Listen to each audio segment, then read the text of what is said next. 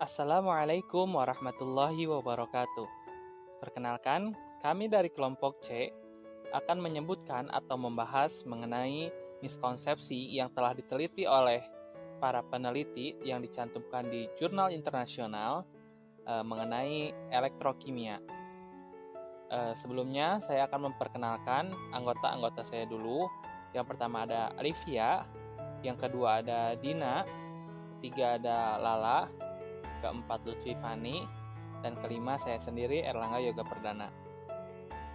Untuk elektrolit episode pertama akan disebutkan oleh Alivia, untuk elektrolit episode kedua oleh saya sendiri, untuk sel galvani episode pertama oleh Lutfi Fani, untuk sel galvani episode kedua oleh Lala, sel galvani sel elektrolisis episode 1 oleh Dina, untuk sel elektrolisis episode 2 disebutkan oleh Lala. Langsung saja kepada saudara Alivia dipersilahkan. Baik, di sini saya akan menjelaskan miskonsepsi pada larutan elektrolit. Bagian pertama yaitu aliran arus melalui larutan elektrolit. Miskonsepsi yang pertama yaitu elektron memasuki larutan dari katoda berjalan melalui larutan dan jembatan garam dan sampai di anoda. Yang kedua, anion di jembatan garam dan elektrolit mentransfer elektron dari katoda ke anoda. Yang ketiga, kation di jembatan garam dan elektrolit menerima elektron dan mentransfernya dari katoda ke anoda. Yang keempat, elektron dapat mengalir melalui larutan air tanpa bantuan ion. Yang kelima, hanya ion bermuatan negatif yang membentuk aliran arus di elektrolit dan jembatan garam. Yang keenam, anoda bermuatan positif karena kehilangan elektron dan katoda bermuatan negatif karena telah memperoleh elektron. Terima kasih kepada saudari Alivia yang telah menyebutkan miskonsepsi larutan elektrolit episode pertama. Yang selanjutnya, episode kedua mengenai mekanisme transfer elektron akan dilanjutkan oleh saya sendiri. Jadi, pada mekanisme transfer elektron ada 3 miskonsepsi yang terjadi. Yang pertama, mekanisme transfer elektron melalui larutan elektrolit. Jadi yang pertama itu ada elektron bergerak melalui larutan karena tidak ada yang tertarik dari satu ion ke ion lainnya. Miskonsepsi yang kedua ialah elektron bergerak melalui larutan dengan mengikatkan diri pada ion di katoda dan dibawa oleh ion tersebut ke anoda. Miskonsepsi yang ketiga ialah elektron dapat mengalir melalui larutan air tanpa bantuan ion. Ketiga miskonsepsi tersebut saya dapatkan pada jurnal Chemistry Students Misconceptions in Electrochemistry oleh Jae-hoon dan Karagold Z pada tahun 2005, yaitu Australian Journal of Education in Chemistry halaman 24 sampai 28. Baik, di sini saya akan melanjutkan materi mengenai miskonsepsi sel galvani bagian pertama. Yang ke-1 yaitu potensi reduksi standar mencantumkan logam dan mengurangi reaktivitas. Yang kedua, identitas anoda dan katoda tergantung pada penempatan sel setengah. Yang ketiga, anoda seperti anion selalu bermuatan negatif dan katoda seperti kation selalu bermuatan positif. Yang keempat, potensi setengah sel bersifat absolut dan dapat digunakan untuk memprediksi spontanitas setengah sel.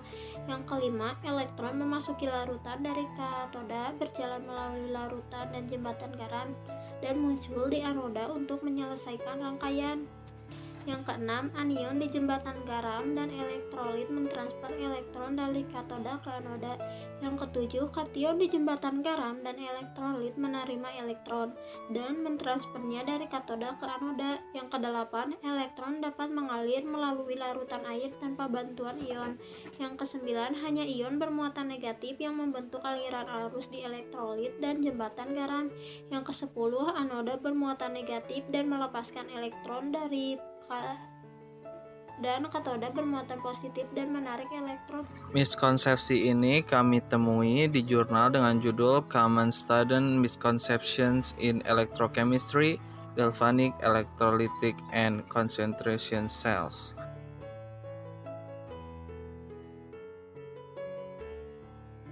Nah, untuk selanjutnya, miskonsepsi yang ada pada sel Galvani mengenai potensial sel.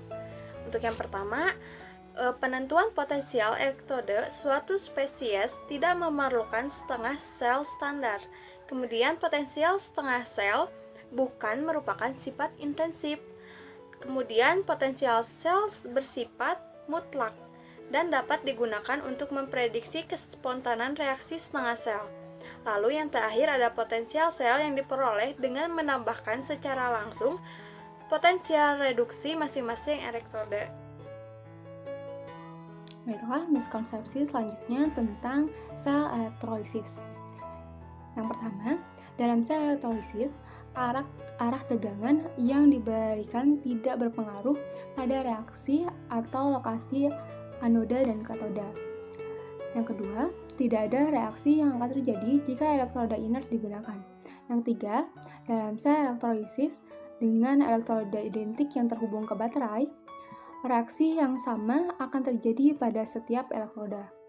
Yang keempat, dalam sel elektrolisis, air sangat reaktif terhadap oksidasi dan reduksi.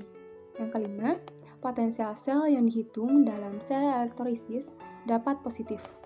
Yang keenam, tidak ada hubungan antara potensial sel yang dihitung dan besarnya tegangan yang diberikan. Yang ketujuh, elektroda inert dapat dioksidasi atau direduksi. Yang kedelapan, ketika dua atau lebih reaksi setengah oksidasi atau reduksi dimungkinkan, tidak ada cara yang dapat digunakan untuk menentukan reaksi mana yang akan terjadi. Yang kesembilan, elektrolisis dapat memaksa terjadinya reaksi non-spontan yang tidak melibatkan transfer elektron. Miskonsepsi ini kami temukan dalam jurnal Implication of Research of Students' Understanding of Electrochemistry for Improving Science Curricle and Classroom Practice. International Journal of Science Education halaman 147 sampai 156. Nah, miskonsepsi yang terjadi pada elektrolisis yaitu pada bagian produk elektrolisis. Di sini ada 9 miskonsepsi yang terjadi. Nah, untuk yang pertama, reaksi sel yang tidak dapat terjadi jika elektrodenya inert. Kemudian, ketika pada sel elektrolisis digunakan elektrode yang sama, reaksi yang sama terjadi pada kedua elektrode.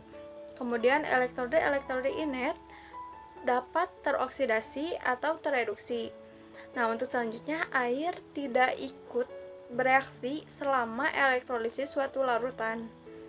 Yang kelima ada ketika terdapat lebih dari satu kemungkinan setengah sel reaksi oksidasi atau reduksi, maka tidak dapat ditentukan reaksi mana yang terjadi. Selanjutnya, arus listrik memecahkan elektrolit menjadi ion positif dan ion negatif. Kemudian yang ketujuh ada terbentuknya warna kecoklatan pada katode besi ketika larutan CuCl2 di elektrolisis. Nah, hal ini karena besi mengalami korosi.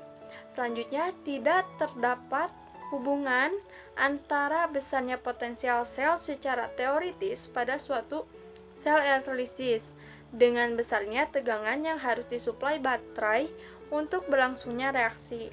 Nah, yang kesembilan, reaksi dalam sel melepaskan panas, bukan listrik. Nah, mungkin cukup sekian, saya kembalikan ke moderator. Pada miskonsepsi elektrolisis ini ditemukan di jurnal Implication of Research of Students' Understanding of Electrochemistry for Improving Science Curricle and Classroom Practice yang sama pada sebelumnya, yaitu halaman 147 sampai 156. Terima kasih telah menonton video ini sampai akhir. Mohon maaf apabila masih banyak kekurangan dan kesalahan. Wassalamualaikum warahmatullahi wabarakatuh.